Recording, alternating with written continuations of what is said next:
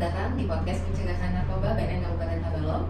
Bersama saya Devi selaku penyuluh narkoba di pertama. Bersama saya hari ini sudah ada 3 narasumber dari perwakilan FKUB atau Forum Kerukunan Umat Beragama Kabupaten Tabalong. Tema yang akan kita angkat hari ini adalah stres, kembali padanya, bukan ke narkoba.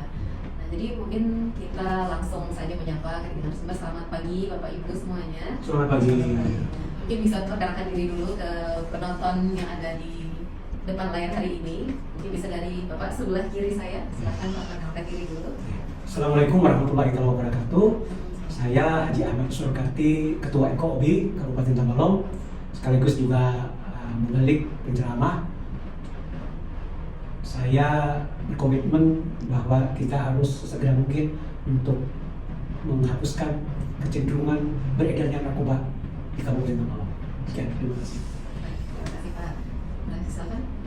Om Swastiastu, saya Pinandita Srikandi dari tokoh agama Hindu, kebetulan dipercaya menjadi Ketua Paruman Panite Kabupaten Tabalong di Majelis Parisada Hindu Dharma Indonesia Kabupaten Tabalong. Silakan. Shalom, perkenalkan saya adalah Vikaris Ibu Kristina Diandra, di mana saya pada saat ini dipercayakan dari FKUB sebagai perwakilan dari agama Kristen Protestan sebagai narasumber pada podcast ini, dan saya pada saat ini melayani di Jemaat Gereja Kalimantan Evangelis Emata. Baik, terima kasih pada Bapak Ibu narasumber atas perkenalannya. Mungkin bisa kita langsung lanjut aja ke sesi tanya jawab untuk tema kita hari ini. Ya, baik, sekarang saya akan bertanya mungkin ke Bapak Surkati dulu. Seperti apa Pak pandangan Islam gitu mengenai narkoba? Baik, terima kasih. Sesungguhnya narkoba itu amat berbahaya, bahkan mematikan. Sementara agama ini menjaga kehidupan. Maka tentu vonis terakhir bahwa narkoba adalah terlarang, haram, dan harus dijauhi. Nah, itu didasari dari ayat 90 surah Al-Maidah. Bismillahirrahmanirrahim. Ya ayyuhalladzina amanu innamal khamru wal maisiru wal ansabu wal azlamu rijsun min amali syaitan fajtanibuhu la'allakum tuflihun. Wahai orang yang beriman, sesungguhnya khamar itu dan judi sekaligus juga dengan hal-hal yang lain yang sifatnya dilarang, saya garis bawahi saja antara khamar dan judi ini, itu adalah rijsun. Rijsun itu kotor atau najis. Maka jauhilah. Kenapa harus dijauhi? Lalu ada harapan di sana bahwa kita menjadi orang yang muflihun, orang yang bahagia. Berarti yang namanya khamar dan sejenisnya, narkoba, narkotika atau yang memabukkan, itu adalah perbuatan syaitan. Karena syaitan ini sungguh sangat berusaha untuk menjadikan manusia itu ke tempat yang hina, agar manusia ini tidak menjadi pemimpin. Sebab pada dasarnya iblis itu dengan kebanggaannya lalu memprotes penciptaan manusia ini, bahwa manusia ini hanya bisa berbuat aniaya, berkelahi, bertumpah darah. Dan sepertinya iblis itu ingin membuktikan bahwa apa yang terjadi memang seperti itu. Nah, maka oleh karena itu Allah mengingatkan bahwa jebakan syaitan ini, iblis ini, itu membuat kita menjadi orang yang tidak lagi sebagai pemimpin. Sementara upaya dari menjadi pemimpin itu tidak lain adalah bagaimana kita memelihara akal. Akal inilah yang bisa kemudian membedakan mana baik dan mana yang buruk. Sementara cahayanya itu ya berasal dari firman-firman Tuhan. Nah, ditutup dari melihat cahaya itu, akal itu kemudian jeblok ya. Dia menjadi tidak berfungsi. Nah, inilah keinginan dari syaitan iblis untuk menghadirkan khamar dan narkoba itu sebagai fakta yang bisa membuat mereka merasa nyaman. Padahal itu fakta bukan. Nah, maka karena itu untuk menjaga status kita sebagai pemimpin yang mengelola bumi ini, mengelola kehidupan ini, maka hindarilah yang namanya narkoba. Sebab narkoba itu akan membuat kita menjadi orang yang terpuruk. Nah, kira-kira seperti itulah. Luar biasa ya Pak. Baik, terima kasih untuk jawaban Pak Surkati. Mungkin saya mau mendengar juga nih bagaimana kira-kira pandangan dari agama lain terkait narkoba. Mungkin kita bisa ke Mbak Cindy dulu. Bagaimana kalau dari Protestan memandang narkoba itu seperti apa? Ya, baik, terima kasih atas kesempatan yang diberikan kepada saya. Jika berbicara tentang perspektif Kristen, bagaimana tanggapan terhadap penyalahgunaan narkoba, kita bisa melihat bahwa tentu semua agama pun menganggap bahwa penyalahgunaan narkoba ini adalah perbuatan yang bertentangan dengan perintah maupun kehendak Tuhan. Dan kita juga bisa melihat di mana berbagai macam ajaran agama tentu tidak ada yang membenarkan tindakan tersebut. Sebagaimana jika saya boleh memperlihatkan pandangan Alkitab tentang bagaimana bahaya narkoba ini, itu bisa dilihat dari kitab 1 Korintus pasal 6 ayat 19 hingga yang ke-20, yang dimana menjelaskan bahwa tubuh manusia ini adalah tubuh di mana tempat kediaman Roh Kudus, di mana tubuh yang menjadi tempat kediaman Roh Kudus ini adalah milik Allah. Artinya dalam ayat ini menjelaskan sebagaimana tubuh ini milik Allah atau milik Tuhan, maka hendaklah tubuh ini benar-benar dijaga dengan baik, benar-benar dipelihara, benar-benar dirawat. Artinya tubuh ini harus menggambarkan kekudusan di dalamnya. Sehingga ketika berbicara tentang pandangan Kristen terhadap penyalahgunaan narkoba, yang tentunya penyalahgunaan ini dianggap sebagai bentuk pelarian dari sebuah kenyataan. Seringkali banyak orang yang melarikan diri dari masalahnya dengan perbuatan-perbuatan yang terlarang, salah satunya adalah narkoba. Dan juga yang kedua, narkoba ini tentunya mengganggu keberadaan rohani jemaat maupun juga manusia, di mana itu akan mengganggu secara spiritualitasnya dan juga mengganggu secara keadaan jasmaninya. Maka seringkali kita menemukan orang yang jatuh dalam narkoba, itu bisa kita lihat secara spiritualitasnya, bahkan juga keadaan jasmani atau fisiknya mengalami penurunan. Dan juga yang ketiga, kita bisa melihat karena adanya narkoba ini seringkali orang memilih untuk menjauh dari Tuhan, menjauh dari agamanya, menjauh dari persekutuannya seperti itu, karena di dalamnya seringkali mengabaikan nilai-nilai kasih, mengabaikan juga bagaimana untuk berdamai dengan dirinya, bagaimana juga berdamai untuk orang lain, dan juga seringkali juga meninggalkan ajaran-ajaran Kristen atau ajaran agamanya. Sekian, terima kasih. Baik, terima kasih Mbak Cindy, luar biasa juga jawabannya ya. Jadi pada intinya semua agama memandang narkoba ini tidak baik seperti itu, entah itu merusak tubuh, merusak akal dan lain sebagainya. Baik, mungkin satu lagi dari perspektif agama Hindu, saya mau mendengar bagaimana kira-kira Pak pandangan agama Hindu terhadap narkoba. Baik, Om Swastiastu, selamat pagi menjelang siang. Selamat pagi. Dalam pandangan Hindu, penggunaan narkoba boleh dimasukkan kategori satripu. Jadi satripu yaitu 6 musuh dalam diri, meliputi kama, hawa nafsu, lobha, tidak pernah puas dengan apa yang ada, korda, yaitu marah, mada, yaitu mabuk, moha, kebingungan, dan mastarya, iri dengki, orang yang telah mengkonsumsi narkoba, bahkan di situ sudah ketagihan telah dikuasai oleh satripu. Kitab Weda mengajarkan manusia selalu saling mengasihi dan menyayangi, memerangi keenam musuh ini. Veda mengajarkan agar umat Hindu menghindari dari 5M, yaitu mada, narkoba, mabuk, minuman keras, main, judi, maling, mencuri, madon, berzina. Jika kita dapat menghindari diri dari kelima hal tersebut di atas, niscaya kita akan menemukan kedamaian, kesehatan dan kebahagiaan.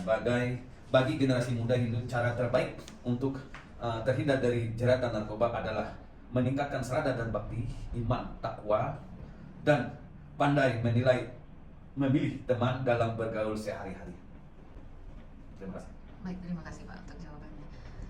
Baik, ini baru pertanyaan pertama ya, tapi jawabannya sudah sangat mendalam sekali dari ketiga narasumber. Kita mungkin akan lanjut ke pertanyaan selanjutnya setelah pesan-pesan berikut. Baik, kita lanjut ke pertanyaan selanjutnya. Mungkin saya ke Mbak Cindy dulu. Bagaimana Mbak kalau misalkan biasanya ini ya kita temui gitu bahwa orang-orang yang menyalahgunakan narkoba ini sebenarnya karena pelarian dari sebuah masalah gitu. Nah, kira-kira dari perspektif agama Protestan, bagaimana memandang sebuah masalah yang hadir dalam hidup manusia? Ya, baiklah, terima kasih. Saya akan menjawabnya.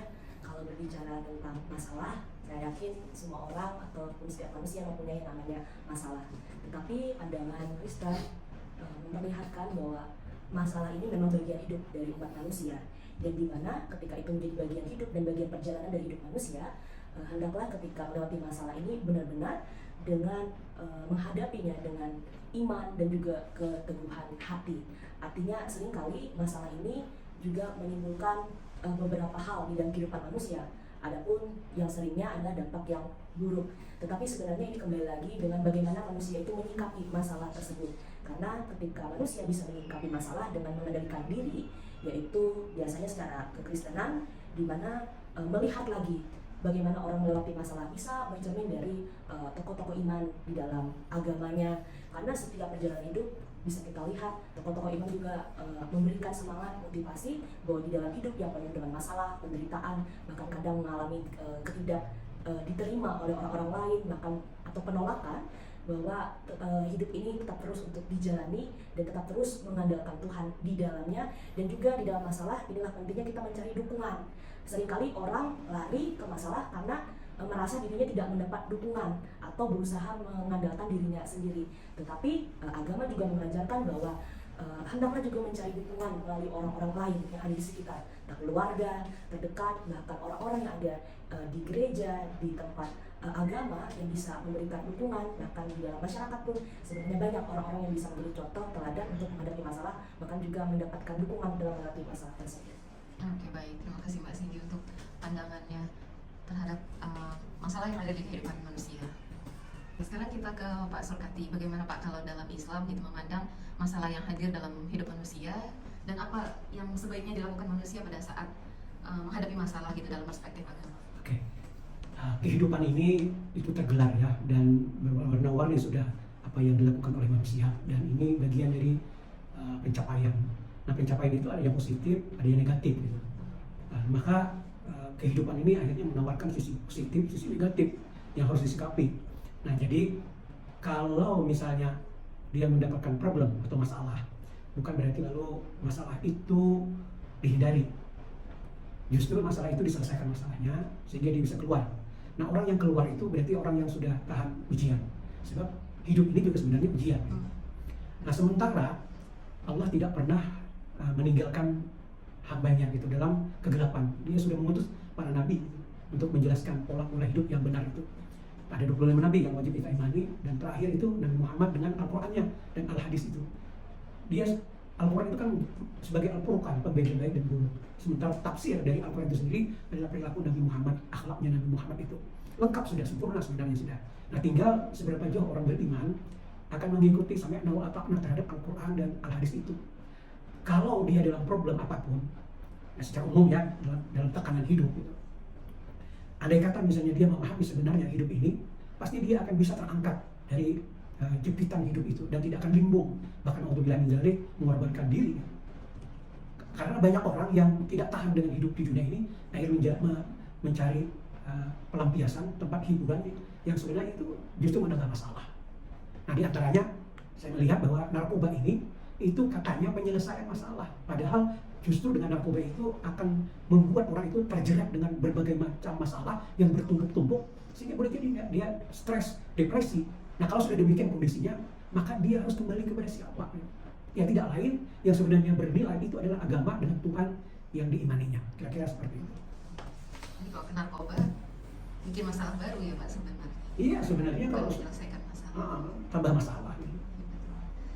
Baik, kalau menurut agama Hindu Pak Sri Kandi, seperti apa memandang masalah yang hadir dalam hidup manusia dan sebaiknya bagaimana kita menyelesaikan masalah dalam hidup? Ya, terima kasih. Jadi kalau menurut agama Hindu, yang jelas suatu masalah yang akan datang selalu bertubi-tubi kepada kita, itu yang pertama kita lakukan adalah berdoa. Ingat kepada Sang Pencipta atau Tuhan Yang Maha Kuasa. Sesudah itu, kenapa setiap masalah selalu datang kepada kita, sedangkan teman-teman kita menurut pandangan kita pribadi selalu mendapatkan suatu kebahagiaan. Jadi kita ingat akan suatu perbuatan ataupun boleh disebut karma pala, karma hasil perbuatan buruk. Jadi dari situ kita mengucapkan, kita renungkan perbuatan buruk apa yang kita telah lakukan, termasuk narkoba dan lain-lain. Jadi apa yang kita tabur, apa yang kita tuai. Nah, ini menontek dari saudara di sebelah ini hampir sama sebenarnya, cuma kita percaya dengan hukum karma pala. Karma hasil perbuatan buruk, yaitu jikalau kita berbuat buruk, maka introspeksilah diri kita, berdoa, amalkan ajaran yatnya, ajaran dharma, ajaran kebenaran. Nah justru karena itu kita wajib melaksanakan yaitu yoga tapa brata untuk kita introspeksi diri apa yang salah. Bahkan ini apa kesalahan kita masa kini atau masa lalu, karena kita menurut ajaran Hindu percaya dengan reinkarnasi. Nah, kalau kita mendapatkan suatu kebahagiaan, ketentraman, kesejahteraan, kita hidup di alam semesta, secara otomatis berarti kita sudah banyak melakukan ajaran dharma, yaitu pahala. Sekecil apapun perbuatan buruk maka akan mendapat karma. Sebesar apapun berbuat pahala, maka kita pasti akan mendapat suatu kebaikan itu selama kita di alam semesta. Sekian, terima kasih. Baik, terima kasih Pak. Ya, menarik ya konsep karma gitu, bahwa mungkin yang sering kita lupa gitu, bahwa masalah yang datang boleh jadi karena memang ada perilaku buruk kita di masa lalu gitu, yang akhirnya menimbulkan masalah di kemudian hari. Jadi menarik tadi konsepnya tentang karma baik, karma buruk gitu ya, bahwa dalam agama apapun mungkin juga Sama. ada istilah itu, cuma Ya, beda beda bahasa, kenapa. ya. Kalau di Islam mungkin ya kita, kalau tadi dapat masalah, mungkin sebaiknya kita merefleksi lagi gitu kan. Ya. Boleh jadi memang ada dosa di masa lalu gitu yang mana kita lakukan. Oke, baik, menarik sekali diskusi hari ini ya dengan tema ini. Baik, selanjutnya mungkin ke Pak Sri Kandi dulu deh Pak. Saya tanya lagi, kalau misalnya yang berbuat perilaku ini adalah anak-anak gitu, misalnya tadi kasusnya karena kita membahas narkoba, misalnya kasus penyalahgunaan narkoba, anak terjerumus narkoba, kira-kira yang menanggung dosanya atau yang bertanggung jawab terhadap perbuatan anak itu dalam agama Hindu siapa Pak kira-kira? Terima kasih. Kalau anak-anak sampai terjerumus ke dalam golongan pecandu atau pengguna narkoba, ya kalau kita memang bahasa hukum, memang kalau anak-anak di bawah umur itu dilindungi orang tuanya. Ya salah sedikitnya ya mau tidak mau orang tuanya ikut bertanggung jawab dan berperan serta atas perbuatan anaknya. Tetapi kita kembali kepada jati diri, bahwa suatu dosa itu tidak mungkinlah orang lain yang menanggung, melainkan dirinya sendiri. Maka perlu kita memberi suatu wawasan, suatu pemikiran dan perbuatan yang lebih cakep lah terhadap anak kita sendiri.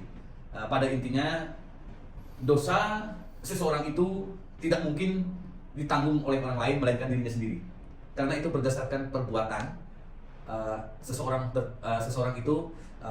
Kami rasa memang ada bagian sloka dan dari isi Bhagavad Gita itu tertulis jelas, memang ada sebagian itu masalah dosa anak-anak itu ataupun orang tua itu ditanggung oleh generasi kehidupan yang di masa akan datang, boleh dikatakan dalam faktor reinkarnasi. Tetapi pada intinya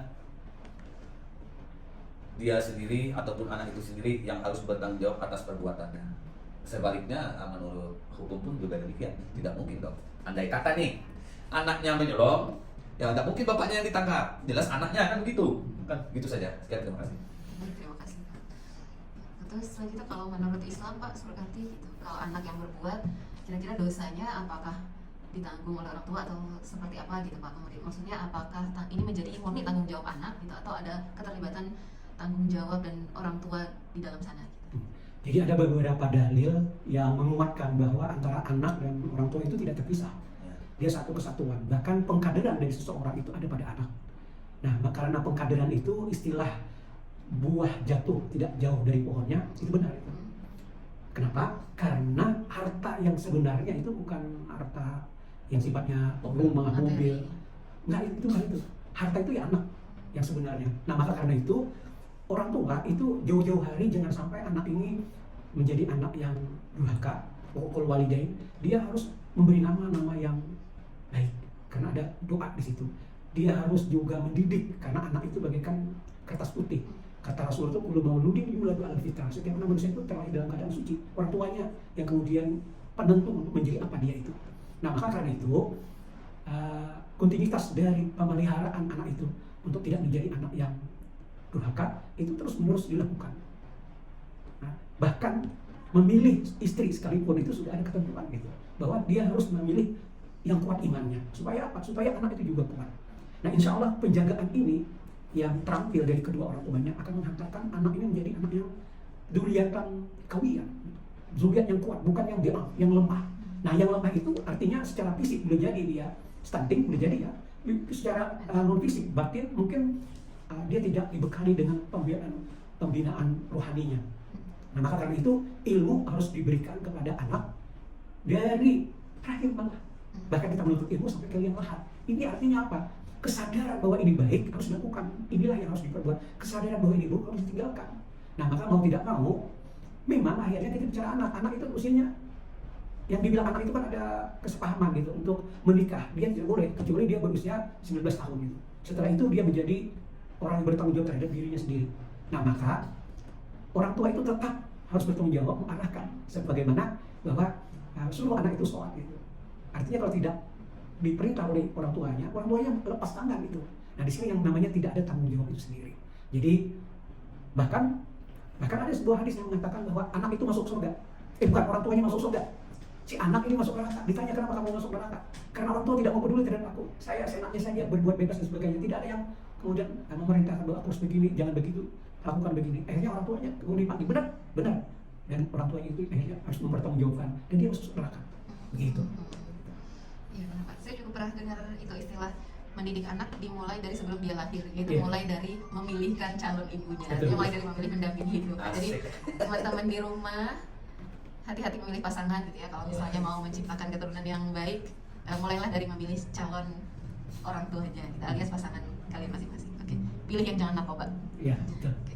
Lanjut ke Mbak Cindy gitu, bagaimana pandangan Protestan gitu bakal misalnya anak yang berbuat atau terjerumus sesuatu, kira-kira dosanya di siapa yang menanggung gitu, atau yang bertanggung jawab atas perbuatan anaknya. Baiklah, terima kasih atas kesempatan yang diberikan berbicara untuk siapa yang menanggung dosa anak ketika anak tersebut terjerumus ke dalam dosa seperti itu.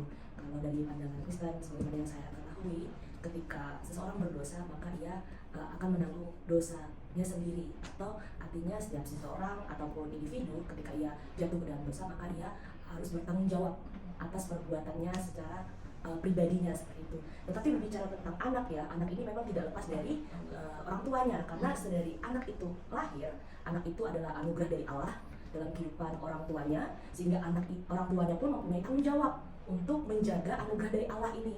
Jadi sebagaimana anak itu dari kecil, sama seperti dari teman-teman tadi juga, bahwa anak ini harus dididik, harus dirawat, bahkan juga untuk kesadaran rohaninya sudah dibentuk bisa dari ia kecil. Artinya anak ini juga perlu perhatian dari orang tuanya. Bahkan sebagaimana anak mendapatkan pendidikan, orang tua juga mempercayakan kepada guru-gurunya yang ada di sekolah ataupun pendidikannya. Tetapi berbicara tentang terjerumus dalam dosa, seringkali banyak kurangnya perhatian terhadap anak-anak yang terjerumus di dalam dosa. Sepertinya tidak ada penanganan ketika anak terjerumus dalam narkoba, seringkali dibiarkan, bahkan banyak yang mengalami gangguan mental, bahkan kesehatan jiwanya terganggu karena tidak tahu bagaimana cara penanganannya ataupun bagaimana cara merangkulnya. Seringkali dibiarkan, bahkan dianggap aib bagi keluarganya. Tetapi inilah menjadi pandangan bagi kita semua, baik pun agama-agama lain, bahwa sebenarnya orang-orang yang jatuh ke dalam dosa itu bukan menjadi aib bagi kita, tapi harus dirangkul. Makanya ketika anak terjerumus dalam narkoba, itu sebaiknya kita bawa ke penanganan selanjutnya, misalnya ke rehabilitasi ataupun penanganan medis, karena kita punya tanggung jawab untuk merangkul mereka kembali. Makanya dalam kekristenan ada yang namanya kasih, di mana sama merangkul semua orang, baik itu yang berdosa ataupun yang berkata hidupnya nyaman, tidak ada masalah, tetap dirangkul bersama-sama untuk dikuatkan, untuk dibina kembali, untuk anak ini boleh dipulihkan, karena ya kalau kita bisa merangkul orang itu menjadi lebih baik untuk kehidupan kita, bahkan tidak hanya sesama, maksudnya satu agama ya, tetapi untuk berbeda agama pun saling merangkul itu lebih baik. Artinya bersama-sama juga agar manusia tidak berlarut-larut, tidak jatuh di dalam dosa, tapi boleh berbalik lagi ke jalan yang benar. Oke, baik Mbak. Berarti sebenarnya kalau dari ketiga perspektif agama sama ya, memandang bahwa meskipun mungkin dari segi pertanggungjawaban mungkin anak masing-masing yang akan menanggung dosa ataupun sanksi hukumnya, tapi secara moral tetap tidak lepas dari tanggung jawab orang tua gitu. Karena memang pada dasarnya banyak gitu, kebanyakan kasus narkoba ini memang berasal dari permasalahan di rumah gitu. Jadi ya sebenarnya yang ingin kita tekankan ke teman-teman di rumah adalah perbaiki dulu kondisi hubungan antara orang tua dan anaknya gitu, untuk menciptakan anak-anak yang selamat dari narkoba gitu, untuk jauh dari narkoba. Itu dimulai dari bagaimana pembekalan orang tuanya gitu. Jadi mungkin setelah ini kita bisa sama-sama memperbaiki kualitas keluarga kita di rumah masing-masing gitu ya, untuk memberikan penjagaan terbaik ke anak-anak kita. Oke.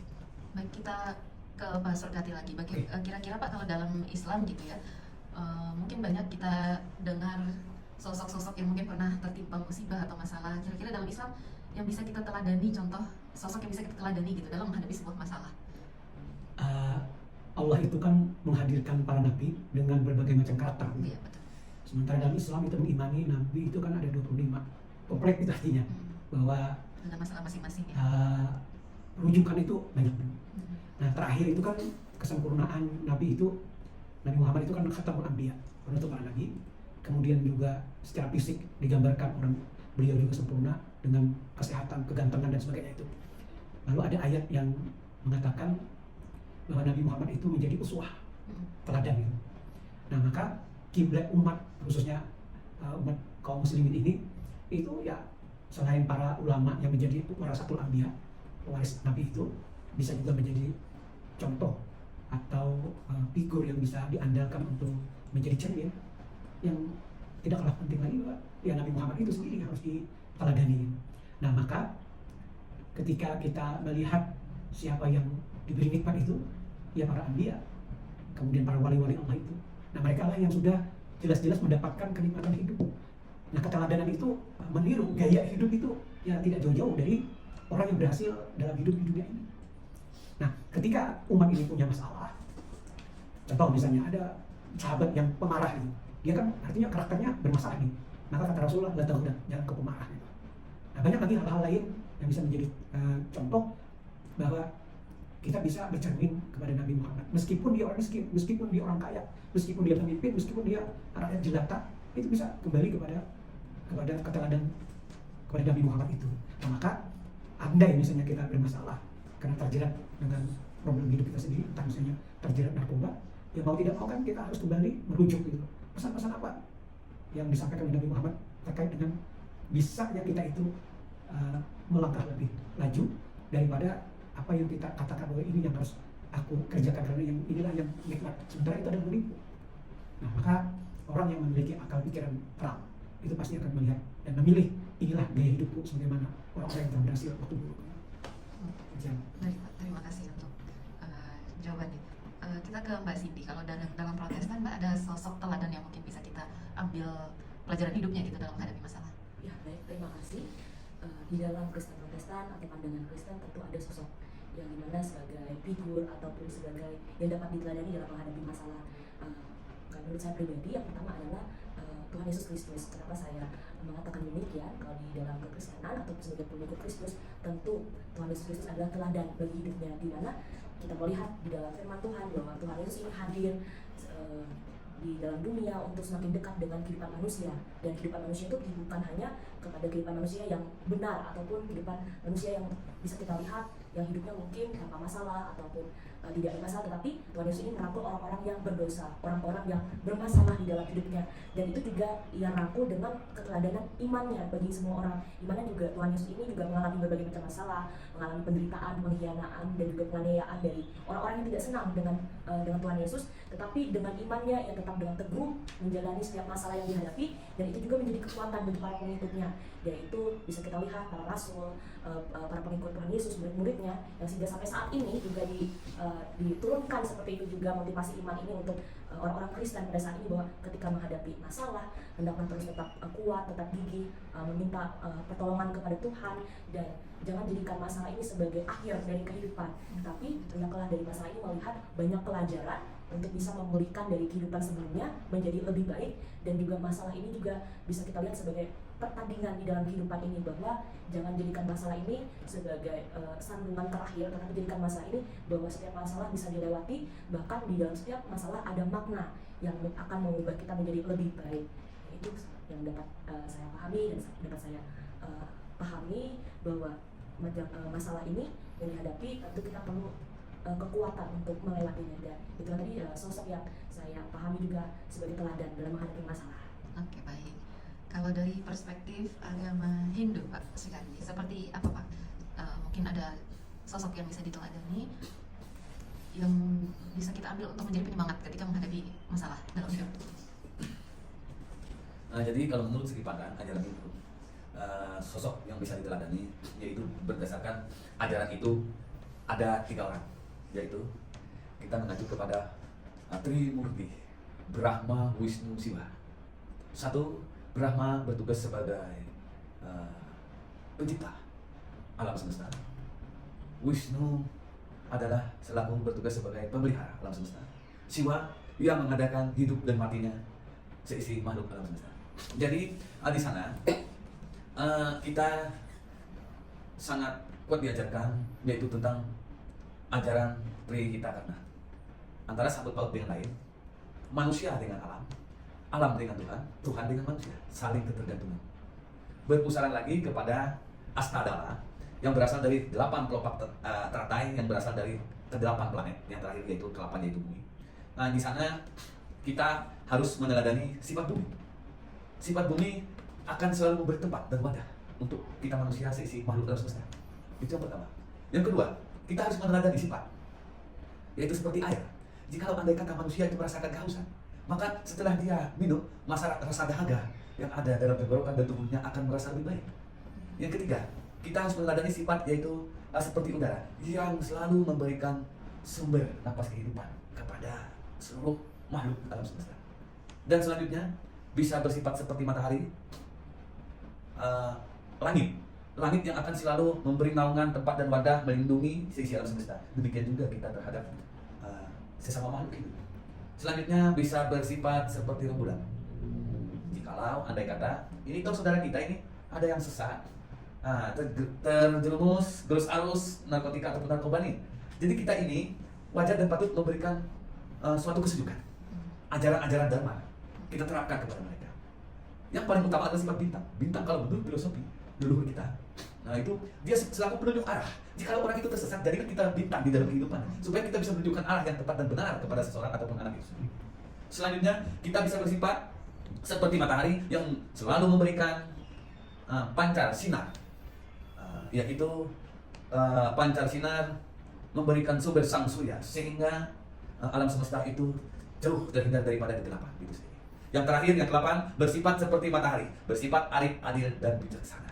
Tidak pilih, ibarat api ini melalap rumah, tidak pilih benda kayu, beton, besi, plastik, lain sebagainya semua dia adalah habis.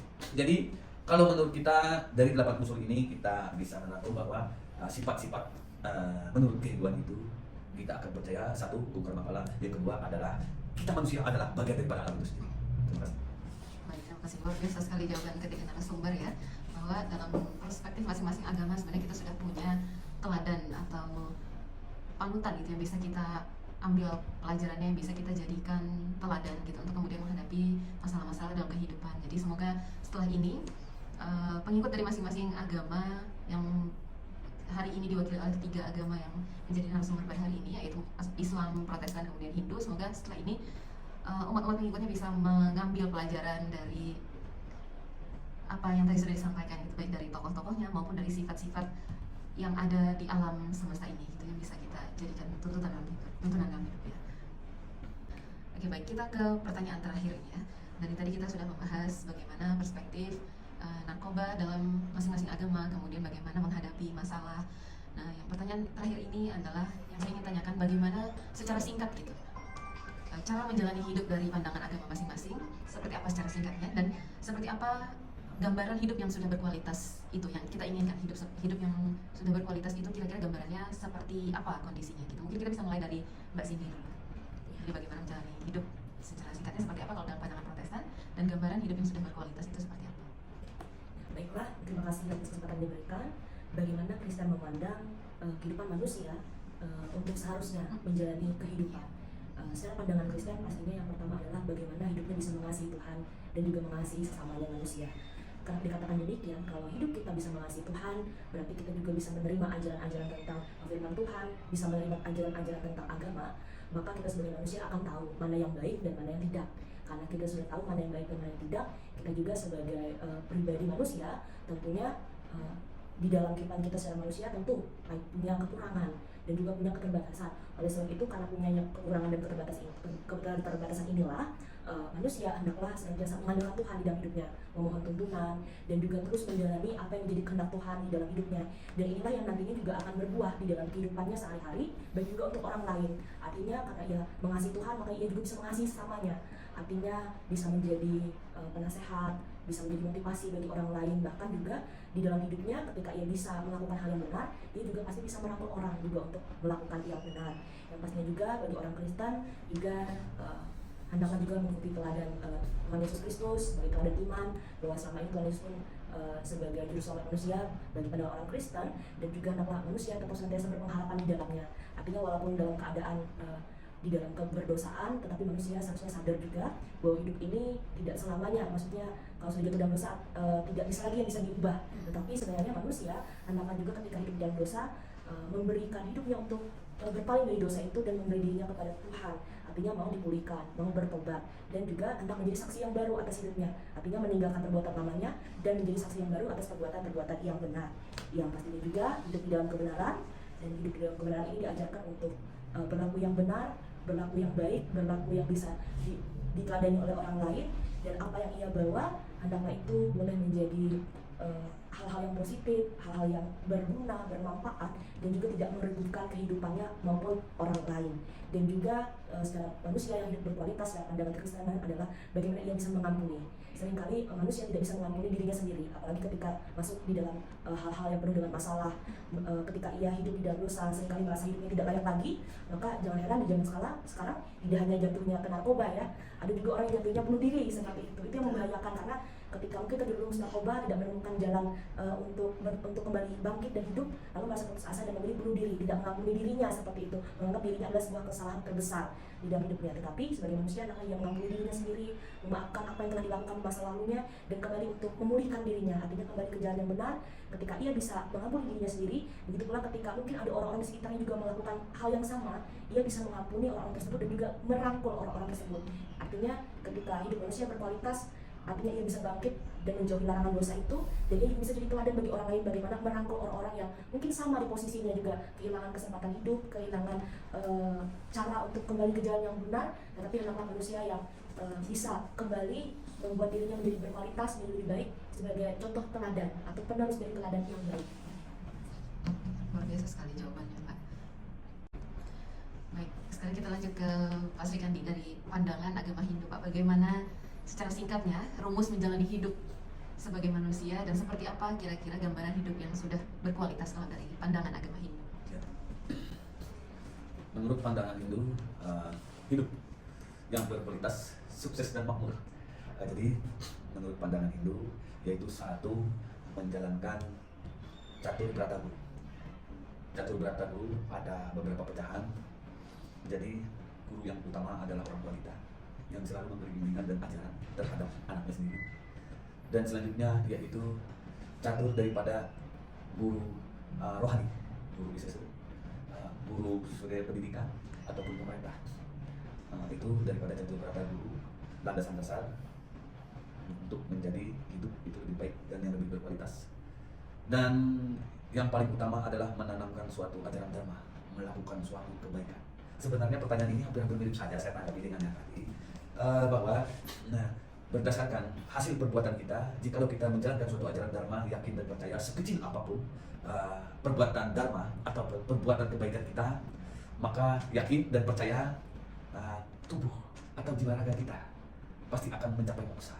Karena yang kita cari bukan hanya di alam semesta, tapi nanti sampai ke alam sana yang kita cari bukan surga, tapi kita bisa menyatu dengan alam, bisa menyatu dengan Tuhan, yang dinamakan moksa. Nah, hal hidup-hidup seperti demikianlah yang dicari dan yang dituntut oleh ajaran Hindu. Kalau kita meniru gaya kehidupan para brahmana dan maharshi, tidak mungkin di zaman sekarang. Nah, jadi kita salah satu antisipasi untuk mencapai kehidupan itu bisa menjadi yang semapan mungkin dan sebaik mungkin. Perlu menekankan daripada yang seperti yang saya bilang tadi adalah ajaran catur brata guru, dan benar-benar mengamalkan ajaran dharma sejak kecil dan sedini mungkin, sehingga menimbulkan segi sudut pandang yang baik, kehidupan yang sukses. Maka jikalau keimanannya baik, kita pasti yakin kehidupannya pasti akan baik. Tetapi yang dilandasi satu, ekonominya dulu yang dibenahi, baru keimanan stabil. Kalau ekonominya tidak baik, keimanan jelas terganggu, Pak. Itu sudah rumus. Jadi pada intinya, stabilkan dulu keimanannya, baru yang lain-lain.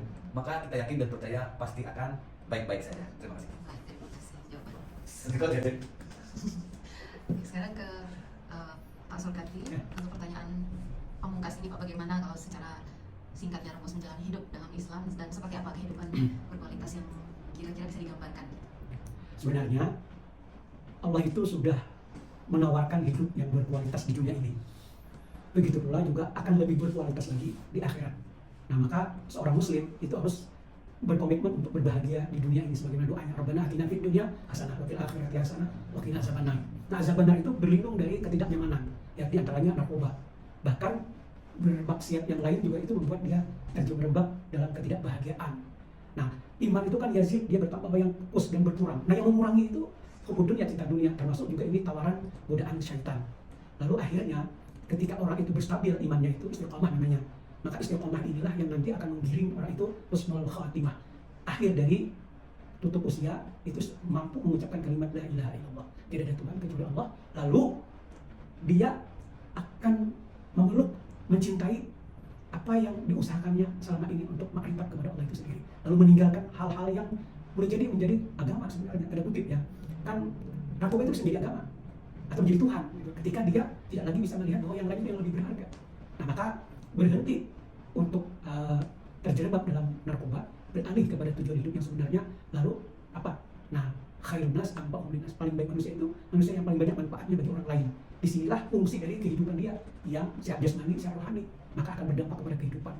Dan kehidupan ini akan membuka ruang begitu baik kepada siapapun yang pertama salah, lalu bertobat, taubatan nasuha, tentu dia akan menjadi orang yang tidak kalah baiknya dengan siapa-siapa yang pernah menulis sejarah dalam kehidupan di dunia ini. Seperti Abu Bakar, Umar, dulunya kan mereka kafir, tapi setelah beriman kepada Allah dan Nabi Muhammad, itu artinya mereka lalu menjadi orang yang mulia bahkan dan menjadi catatan sejarah. Artinya tidak pernah ada ponis bahwa orang itu keliru dan bersalah selama-lamanya. Andai saja dia kembali kepada nilai-nilai yang baik, artinya kehidupan yang berkualitas. Kira-kira itu.